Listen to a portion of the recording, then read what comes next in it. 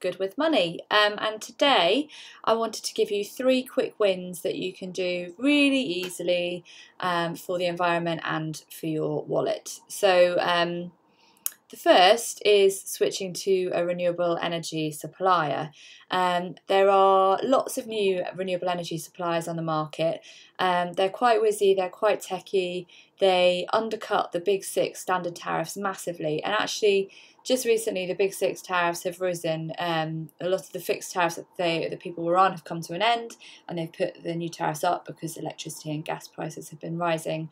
So the small 100% renewable energy, although they're not 100% renewable gas, because that's quite a lot harder for them. So some of them do have some renewable gas or green gas, but when we say 100% renewable energy, for the moment we mean renewable electricity. So 100% renewable electricity, there's a few on the market now. They're including Pure Planet, which is probably the most recent to launch, and that's app-based only.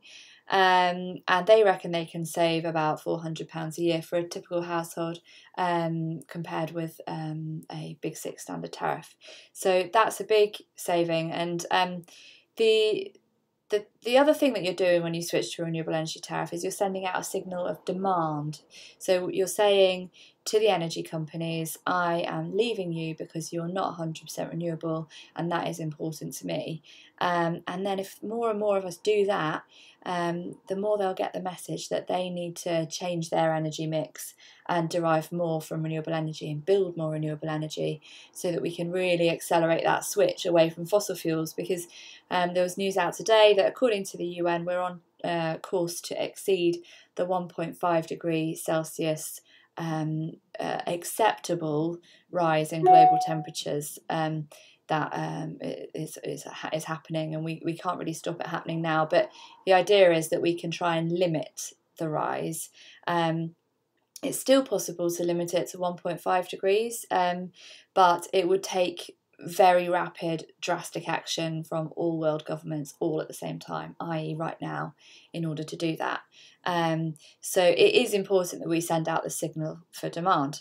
Okay, so first thing, switch to a renewable energy supplier. Now's a good time to do it because you're probably not using a huge amount of energy anyway, and so you can do it in readiness for the winter.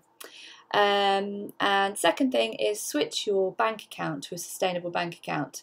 Banks invest our money into all sorts of things, or things like tar sands, oil, mineral extraction, anything. Banks invest in anything at all. They are getting better, I have to say, they are getting better at not investing in things that damage the environment.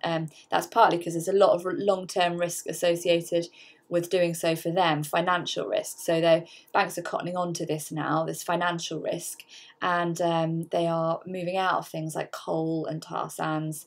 RBS recently said that it would move out of coal and tar sands. HSBC said that it would, apart from in some developing economies, so as not quite as gung-ho move from HSBC as from RBS on that. So banks are getting better, but we still need to show them that we care about this kind of thing. And one way you can do that is by switching to a bank account that is not doing any damage whatsoever. And Triodos Bank is the most sustainable bank in the UK. They have a current account now for personal users as well as business users. It's £5 a month, but I mean, you know, banks do charge for overdrafts, etc. anyway. So and is banking really free anyway? That's what Triodos argues that it isn't, and there are you know, lots of ways of looking at how banks are funded, are funding current accounts. So I think £5 a month anyway, it's not too much. I don't think it's too much to pay for a decent bank account. And with Triodos, you know that your money is going into great businesses and projects around the UK that are helping local communities and the environment. So that's a total win. Another one is the Smile one, which is run by Co-op, and Co-op Bank itself, actually, although it's I mean, we use it for our business accounts. It's sometimes technically not great, but actually from an ethical point of view, they still don't invest in anything harmful. despite all of the recent troubles, they have held fast to their ethical criteria, which is reassuring. And then another one to think about is Nationwide. It's the biggest UK building society, which is a mutual, which means it acts in the interest of its members and not shareholders. It's got some really decent customer-friendly products and a really decent, easy-to-use current account. So Triodos Co-op, Nationwide, any of those three, rather than the big four banks. You can even look at some of the digital challenges now actually as well, like Monzo and Starling. Monzo came out really highly in ethical consumers recent ratings, and Starling have just recently developed a gambling blocker, which is quite interesting. So they are thinking about positive things that they can do to help people with their banking, which is all to the good. And the new challenger banks don't have the legacy issues that the big banks do, in terms of investments everywhere around the globe that they can't really control. Switch your bank account, switch your energy, switch your bank account. And the third thing is if you've got a pension pot, either old workplace pensions that you're able to move easily.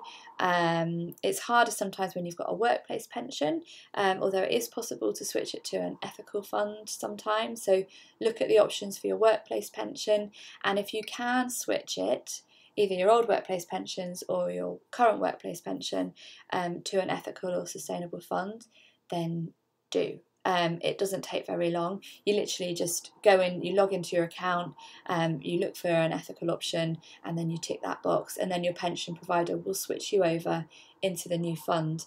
Not all ethical funds are, or ethical or sustainable funds are as ethical or sustainable as they say they are, but you pretty much guarantee that they're going to be better than whatever standard default option you may currently be in. So that is totally worth doing. Your pension pot is a really big amount of money. Depends how long you've been working, of course, and saving into one. But if you've been saving for several years, it's a fair amount of money, which is a lot of power. It's a big vote for the world you want, that pension pot. Share Action, the campaign group, recently did some rankings, and Nest Pensions, which is actually one of the biggest in the UK, auto-enrolment providers in the UK, came out on top for their responsibility rankings, and they do offer an ethical fund. So if you're with Nest, and I know this myself because I've been through this process myself, it is really easy to switch over. And if you're looking at your old workplace pensions, then it is worth looking at PensionBee, which if you switch over to PensionBee, they have an ethical option, which is the Legal and General Future World Fund. There are some companies in the top 10 holdings there that you might question, such as Shell, but LNG are an active shareholder, and they do challenge the companies that they invest in on their progress on things like climate change. So just to recap, switch your energy supply, switch your bank account, switch your pension to the most ethical options you can find, and you can go to bed at night thinking and knowing, in fact, that you have done more than your bit. Just something to think about over the weekend. Thanks very much. Bye.